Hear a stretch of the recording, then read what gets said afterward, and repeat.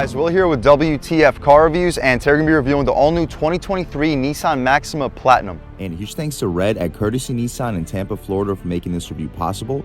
I'll leave a link to our inventory below, and if you're looking for a new car, SUV, or truck in the Tampa area, I would definitely recommend checking these guys out, and ask for Red. And for those of you guys who don't know, the Maxima has been Nissan's full-size sedan since 1981, originally starting off as rear-wheel drive under the Datsun name up until 1984.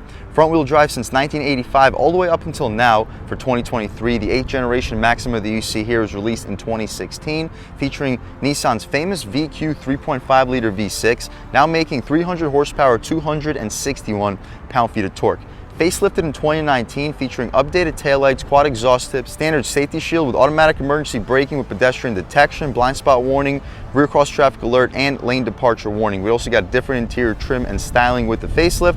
For 2023, the Maxima is available in 3 different trim levels, starting with the SV at $38,140, which is a really impressive bargain considering we still get the 3.5-liter V6, enough to get this vehicle to 60 in the mid 5-second range. We get standard safety shield 2, heated front seats, Nissan Connect with Wi-Fi hotspot. You can upgrade to the SR, which starts at $43,300. The SR gets paddle shifters, a sport-tuned suspension with upgraded dampers, stiffer springs, and a larger front stabilizer bar. We get 19-inch black rims too, memory leather seats. The Platinum trim starts under $45,000 at $44,250. We still get 19-inch rims, but they're machine finished, rain-sensing wipers, power rear sunshade, premium diamond quilted leather seats, and a satin bird's eye maplewood interior trim. For the base price at $44,250, unbelievable bargain. What else do we get for that money? Let's jump right in. So up front, you notice your post facelifted LED, full LED front headlights and taillights. We'll check those out in 1 second. LED daytime running strip 2, LED fog light. This is one of the first reviews on this channel where the sun has already set, so it's going to get dark probably towards the driving portion of this review, but that's just going to display these really impressive lights even better. We get the updated Nissan badge up front. I believe it was updated for 2022, possibly 2023. Chrome V-Motion grille, very aggressive front end styling, and those fog lights are also appreciated. We get front parking sensing too, 360 camera. We'll check that out once we step inside. The rims are 19-inch machine gunmetal gray. The tires are Goodyear Eagle Touring, dimensions being 245/40 R19. So pretty aggressive wheel and tire setup with the updated Nissan center cap 5-piece lug pattern. No side sensor for the 360, but we do get the 360. The side sensor or the side camera is underneath the mirror. No plastic cladding either. The LED turn signal indicator on the mirror. Blind spot monitoring not on the glass, but I'll show you the blind spot monitoring is. Chrome for the bottom portion of the window trim, chrome door handles, smart access for the driver and the front passenger. A little bit more chrome for the side skirt rocker panel area. We get dual twin moonroofs up top. We'll demonstrate that as we step inside.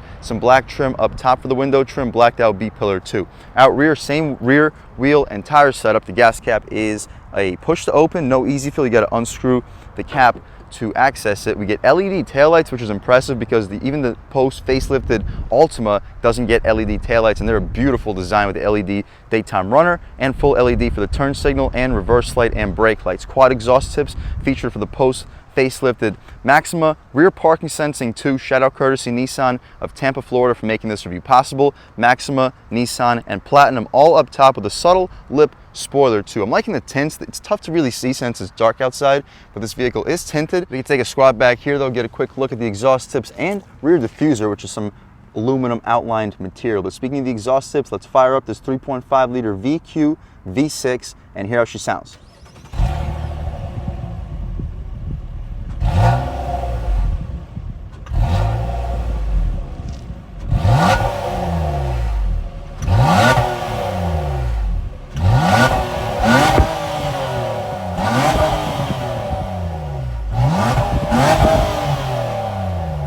Alright guys, that was the sound of the 3.5-liter VQ V6 sold by Nissan for the 2023 Maxima Platinum, and it sounds surprisingly good for what it is. Really impressive exhaust note, very impressive induction note. We'll check that out once we take it out for a drive. The intake is towards the rear of the engine bay, which is always an interesting design. We do get a funnel towards the grill area, which will scoop up some colder air. But what you see is basically what we get. We do get an aluminum stick connecting your 2 strut towers together, which should help the handling quite a bit, which we'll also check out once we take it out for a drive. But other than that, we can shut this thing right up, take a step to the side, check out the interior, and if we didn't show you, that's the camera for the 360. We'll demonstrate the 360 inside. Taking a step inside, we gotta turn off these lights because it's going to be yelling at me if I don't. Okay, so up top we have some soft leather stitch trim material. It's really tough to see since it's so dark out, but you can take my word for it. White contrast stitching, dual pane windows, soft leather for the center, gushy soft for the armrest. We got auto one touch for both of the windows up front, lock and unlock, four-way adjustable mirrors, 11 speaker Bose premium audio system, decent storage down below as well. Two-person memory seats, but as you mentioned, basically no point of going over this because you can't see nothing since it's so dark out. Okay, so with the lights turned on, hopefully you get a better idea of the seats. We get diamond quilts for the center area, heated and ventilated adjustable thigh support, fully adjustable down below too. We get lumbar control, recline, drop, and you can lift and slide the seats. Maxima illuminated aluminum nameplate, but again, it's pretty tough to see since it's dark outside already. Taking a step inside, we can really check it out. So the first thing we notice is the steering wheel, very thick, flat bottom steering wheel, rack and pinion, very heavy on center. Once you start moving, it does lighten up quite a bit, but it does feel very sporty and old school for the steering rack. Nissan updated badge in the center. The horn area is slightly rubberized. The horn itself, very aggressive sounding horn. People will definitely be getting out of your way. The perforation on the steering wheel is new for the post facelifted Maximas. You got the volume and skip controls down below, infotainment adjustments with these buttons, AM, FM, and Sirius. On the right side, radar cruise control, voice commands. You can answer and hang up your phone calls, adjust the cruise with these buttons on the side. This LCD cluster, as we mentioned, we can check it out. Right now we're looking at AM, FM, and Sirius. You can go side to side to settings, compass with a digital speedo down below, music, sound, information, and a compass with turn by turn if you do have the GPS hooked up, because we do get navigation in this car. You press it one more time down below, you can see your drive computer, average, MPGs, miles. Press it one more time, you can see your average fuel economy, driving aids, and speed limit and traffic sign recognition. Tire pressure you have to be driving to see, and our sport information featuring a digital speedo, power indicator, coolant temperature on the left side or on the right side, and oil temperature out on the left. This is probably my favorite screen to look at all times. Up top to the left, we have our advanced safety features, time, traffic sign recognition, and the temperature outside to the right. Beneath, miles on the vehicle, miles left in the fuel tank, gear we're currently in down below. The gauges, the tach goes to about 6,500, pretty high revving V6, and 160 for the speedometer. Coolant temperature beneath on the left side underneath the tach, gas level beneath the speedometer. But anyway, to the left of the steering wheel, we have our interior brightness, trip reset.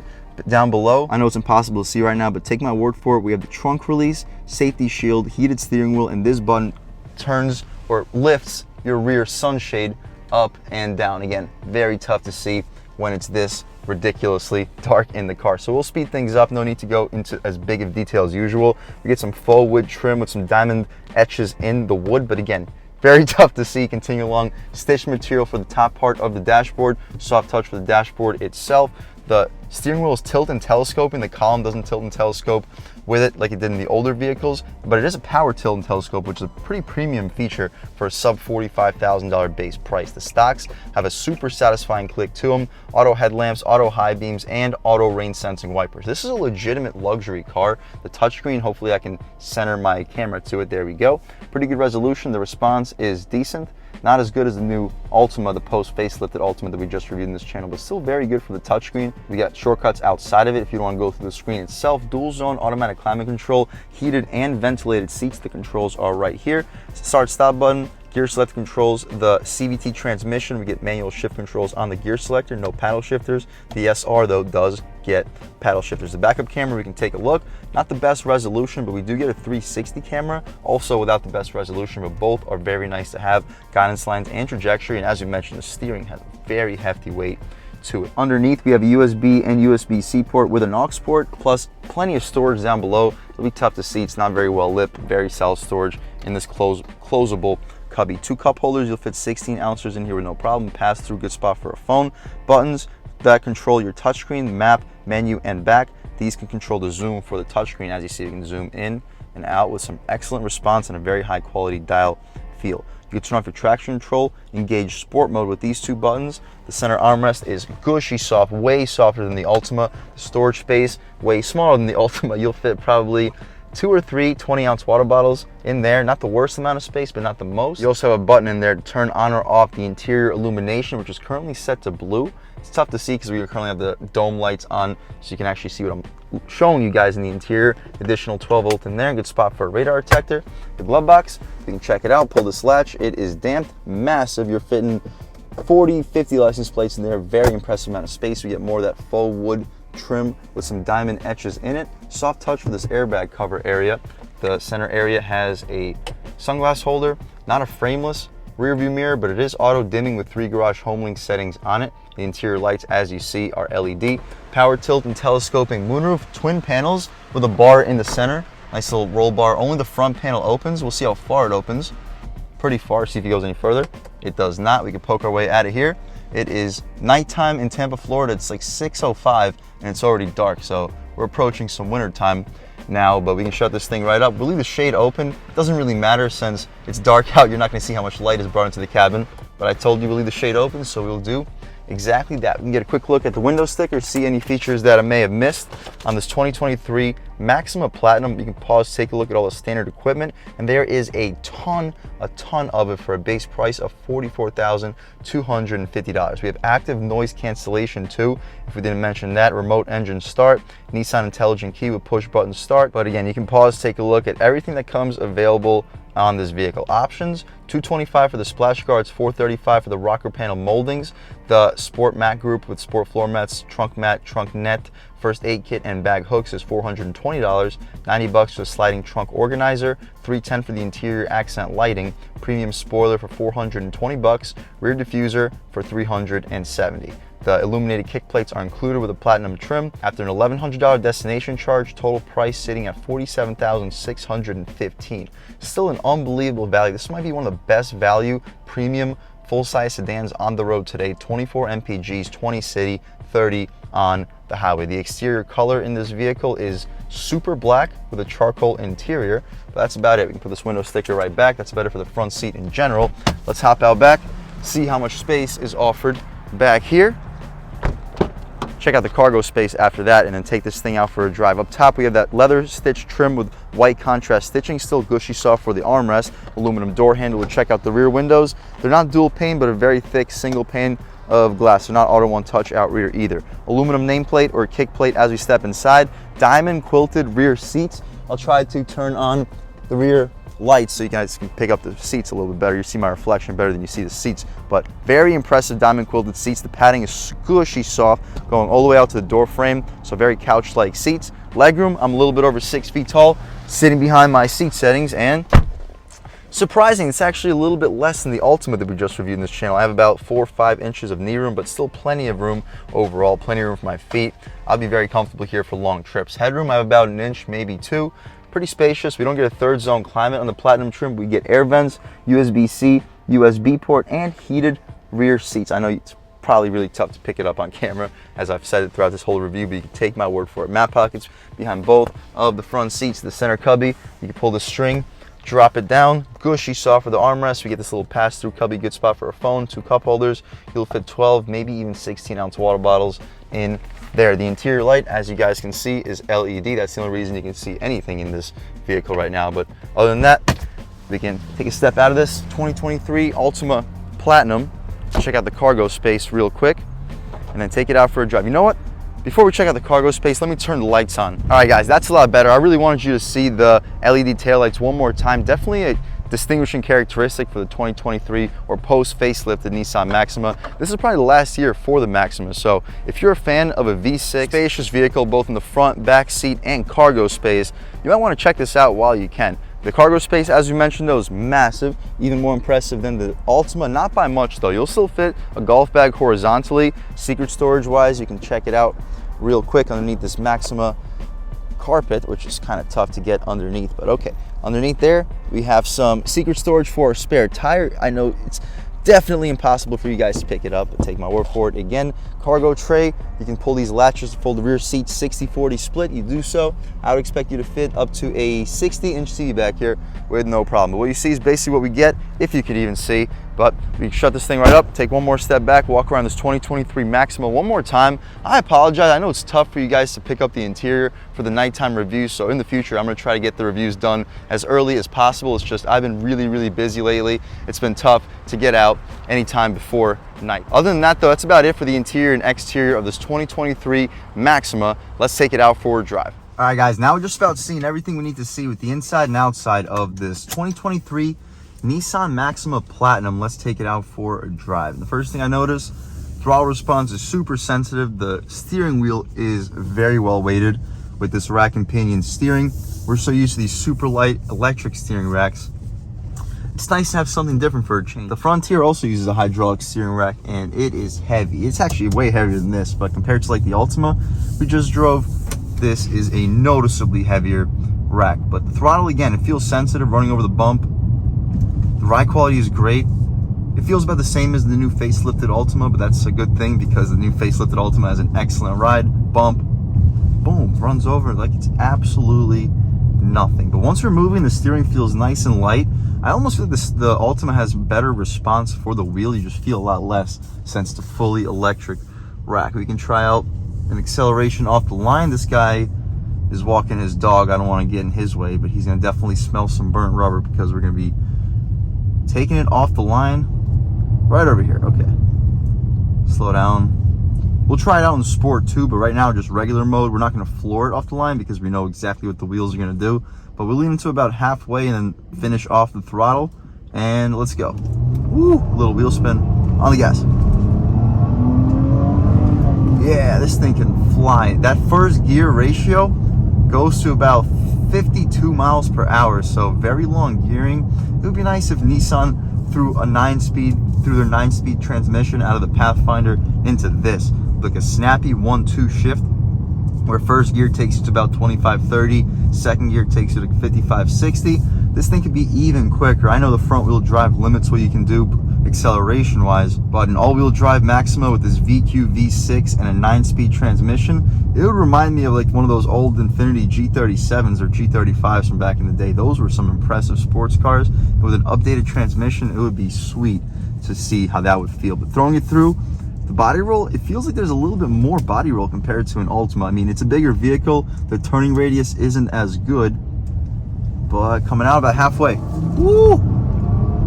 Yeah, this thing can rip. We'll try it out in sport mode too. I'll let this guy go because I don't want anybody behind me right now. But okay, sport mode. Ah, he's coming this way. Okay, but okay, sport mode. We'll try an acceleration off the line one time too. And we'll try the manual shifts. We're not going to take it to red line in first gear because red line goes to about 52. All right, sport mode about a third of the way. There we go, half, full. Ooh, yeah, this thing is quick.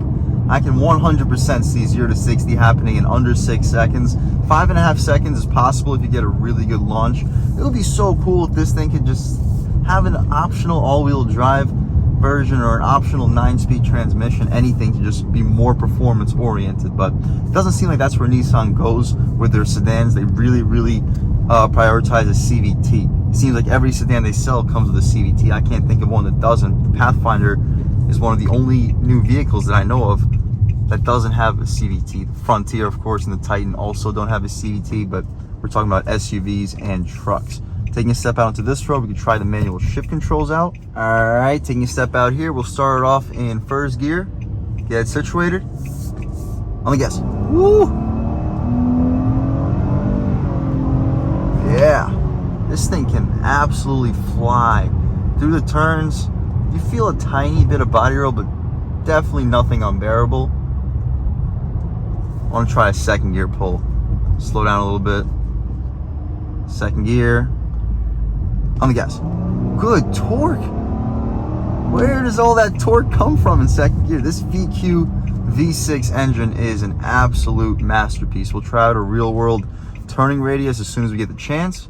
Try out an acceleration starting off in first and really open up this beast probably one last time. Okay, turning radius is good. Not as good as an Altima, but it's good. First gear, gas. Boom. Yeah, responds really well. The pull in this thing is good. It's a powerful vehicle, and the V6 sounds pretty good too. Even with the CVT holding the revs, the V6 still sounds very nice. I'm liking it. Through the turn, you get good feel, good feedback for this rack and pinion steering. We'll throw right back in the manual shifts one last time. Throw in the third gear, second gear. A little bit of rev match downshift, but not much. Right here, throwing it in way faster than we should. Check out the body roll. boom. Yeah, there's definitely body roll, but it grips well through the turn. No understeer, and ooh, yeah, I'm not sure what that guy was doing, but he ruined some of our fun. But that's about it, guys. This is an impressive performance luxury sedan. Obviously, it's not considered a performance or luxury sedan, but considering a sub $45,000 base price, 300 horsepower, 0 to 60 in under 6 seconds, premium materials, quilted leather seats, heated and ventilated seats, touchscreen, 11-speaker Bose audio system. I can go on and on and on. Like, at the end of the day, this is a luxury sports sedan with a base price under $45,000. This is truly one of the best that you can get. So if you're looking for a luxury sports sedan, you like the V6, it doesn't really matter if you're the biggest fan of the CVT, because with the V6, the CVT works well. The Maxima is rumored to be discontinued after the 2023 model year. So if you're looking for a premium performance sedan with all the features, all the tech, good power, good looks, and good space, I would definitely recommend checking it out and buying it while you can. And a huge thanks to Red at Courtesy Nissan in Tampa, Florida for making this review possible. I'll leave links to their inventory below, and if you're looking for a new car, SUV, or truck in the Tampa area, I would definitely recommend checking these guys out, and that's for Red. And huge thanks to all of you for watching. I had a great time making this video. If you're new to the channel, please subscribe. If you've already subscribed, thank you so much. You guys know the channel is just not possible without you guys, and I really appreciate the constant support. But again, if you haven't subscribed yet, please subscribe. Leave a like too. It really helps me out with the YouTube algorithm. That's how these videos get promoted to new people. Leave a comment. Let me know what you like. Let me know what you don't like. Leave a comment. Let me know if there's any specific cars, SUVs, or trucks that you can see reviewed on this channel, and definitely try getting those videos for you ASAP. But other than that, again, thank you guys so much for watching, and I hope all of you have a great day.